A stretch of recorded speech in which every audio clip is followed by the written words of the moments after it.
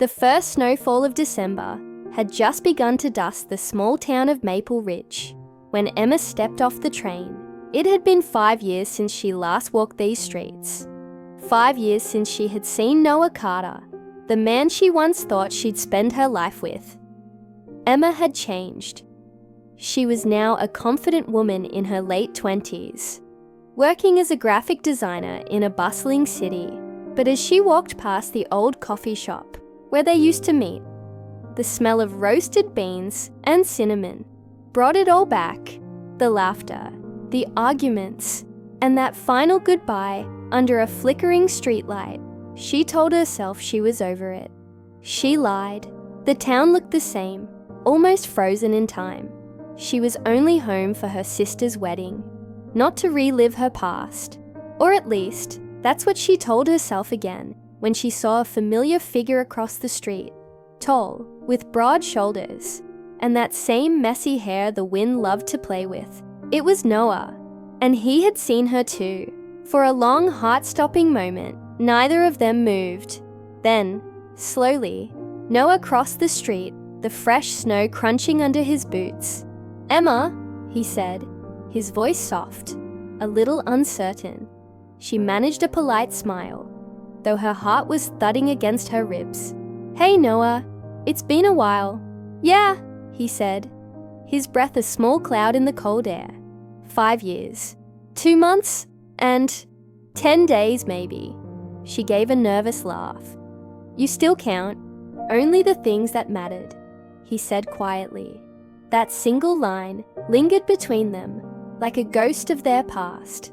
Later that evening, Emma found herself sitting in that same coffee shop, now renovated, but still carrying the scent of their memories. She hadn't planned on meeting Noah again, but when he walked in, holding 2 cups of cocoa, she didn't stop him. "I figured you'd still like extra marshmallows," he said, sliding 1 cup toward her. "You remember that?" she asked, genuinely surprised. "I remember everything," he replied. A comfortable but heavy silence filled the space. They talked about safe things, work, family, life, but beneath the surface, there was a current, the unspoken question of what happened to them. Finally, she broke the silence. "Do you ever think about?" That night, Noah's eyes met hers. Every single day. 5 years ago, they were inseparable. He was a local photographer with big dreams, and she was the girl who believed in him. They had planned a whole life together, traveling, creating, loving. But then, Noah got a life-changing offer to work abroad for a year. Emma had wanted to go with him, but her mother fell ill, and she couldn't leave. The distance grew, messages faded, and calls turned into arguments. Then one day, without a goodbye, Emma just stopped answering. It felt easier to end it than to keep breaking her own heart.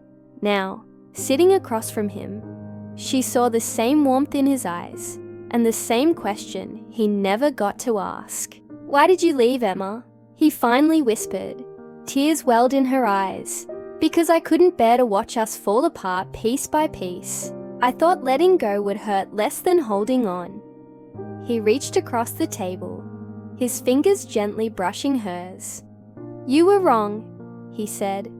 "Letting go hurt worse." That night, as snow blanketed the quiet streets, Noah offered to walk her home. When they reached her porch, she turned to him. "Maybe. We were just too young," she said softly. "Maybe," he agreed, his voice low. "But I also think love doesn't disappear just because time passes." He leaned in, slow, uncertain, waiting. Emma didn't pull away. It wasn't a wild kiss of their youth. It was gentle, familiar, like coming home. When they parted, she whispered, "This doesn't change everything." "No," he said, with a faint smile, "but it could change something." Over the next few days, they fell into an easy rhythm. He helped with her sister's wedding photos, and they laughed like old times, rediscovering the people they had become. But as the wedding drew closer, Emma felt that familiar ache. Her life was in New York, and his was firmly rooted here. On the night of the rehearsal dinner, Noah found her by the frozen lake, where they once carved their initials. He handed her an envelope. "Open it when you're ready," he said. Inside, she found a single photograph he had taken years ago. It was her, laughing, head thrown back, sunlight in her hair. At the bottom, he had written, "You are always my favorite view." Her chest tightened. "Noah," he smiled, his eyes glistening. "I don't know if we'll ever find our way back, Emma, but I want you to know, I never stopped rooting for you."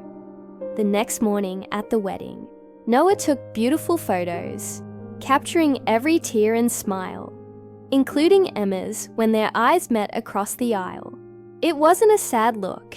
It was gratitude, closure, or maybe a new beginning. After the ceremony, she walked up to him. "I'm leaving tomorrow," she said. He nodded. "And Maple Ridge needs me." She smiled. "I guess this is goodbye." "For now," he said. "But hey, we fell once. Maybe life's giving us another season." They shared a long, real hug. Not an ending, but an honest acceptance that some things are up to time. 3 months later, an email from Noah landed in Emma's inbox. The subject, "The season we fell again." Attached was that old photo of her laughing, but next to it was a new picture. The same spot, the same light, but with a blank chair beside it. The caption read, "Still saving your seat." Emma smiled through her tears and typed back one simple line. "I am coming home this spring." Sometimes, love isn't about holding on forever. It's about growing apart, finding yourself, and then finding your way back when the time is finally right. If this story touched your heart, please don't forget to like, share, and subscribe for more love stories right here. Thanks for watching.